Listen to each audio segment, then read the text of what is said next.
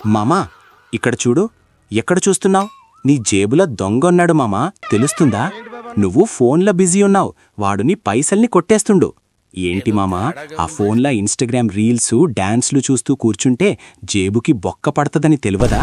నువ్వక్కడ లైక్లు కొడుతున్నావు, ఇక్కడ దొంగ నీ జేబుల దుమ్ము దులుపుతుండు. నీకు తెలుస్తలేదు మామా, నువ్వు కష్టపడి ఓవర్ టైం చేస్తున్నావు, కానీ నీ జేబులో ఉన్న పైసలు మాత్రం ఐస్ క్రీం లెక్క కరిగిపోతున్నాయి.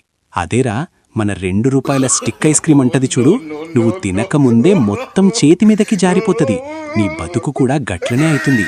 పైసలు జేబులా ఉన్నాయని సంతోషపడకు, అవి కరిగి నీకు షుగర్ తప్ప ఏం మిగిల్చవు. పిన్ని, నువ్వు కూడా విను. బీర్వాల దాచాలంటే బంగారాన్ని దాచాలి, పైసల్ను కాదు. ఈరోజు ఈ దొంగ గురించి చెప్తా, దిమాగ్ దగ్గర పెట్టుకుని వినండి. బాబాయ్, ఒక్కసారి నీ పాత రోజుల్లో తిన్న సమోసాలను గుర్తు తెచ్చుకో. ఒక 10 ఏళ్ల క్రితం సమోసా ఎంత ఉండే? ₹5. ఇప్పుడెంత? 18. అంటే ఏమైంది? సమోసా సైజ్ పెరిగిందా?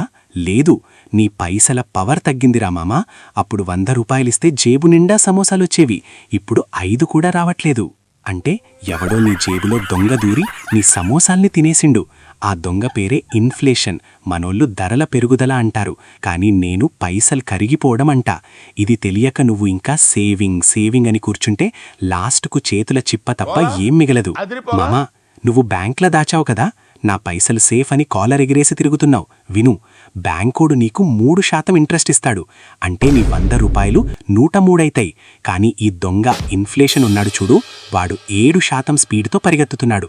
అంటే ఆ సమోసా రేటు 100 నుండి 107 అయిపోతుంది. బ్యాంక్ మేనేజర్ మామా నిన్ను ఏసీ రూమ్లా కూర్చోబెట్టి మంచి ఛాయ్ ఇచ్చి నమ్మే మామా అని బిస్కెట్ వేస్తాడు.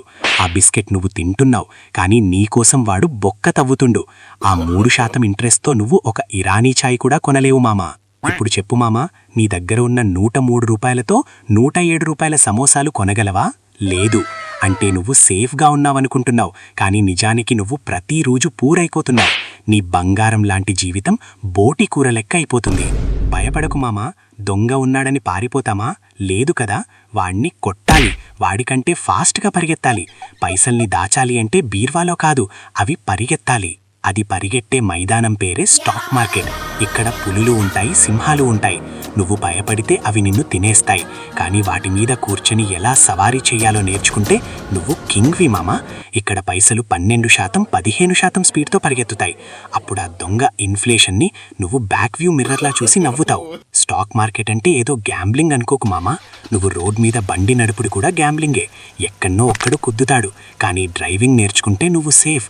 ఇది కూడా గట్లనే. ఈ 52 వీక్స్ నాతో ఉండు. ఏ నుండి జెడ్ దాకా ఈ మార్కెట్ జాతరలో ఎలా గెలవాలో నేను నేర్పిస్తా. నేను చెప్పేది లెక్చర్స్ కాదు మామా, లైఫ్. నెక్స్ట్ వీక్లా ఈ ఎఫ్డీల గురించి అసలు కథ చెప్తా. నమ్మితే నీతో, లేకపోతే గట్లనే ఉంటది బతుకు. ఏంటి, ఒక్కడివే అంబానీ అయిపోదామనా? అంత సీన్ లేదు మామా. షేర్ చేయి, లేదంటే ఆ దొంగ నీ జేబులోనే కాదు, నీ దోస్తుగాళ్ళ జేబులో కూడా దూర్తాడు.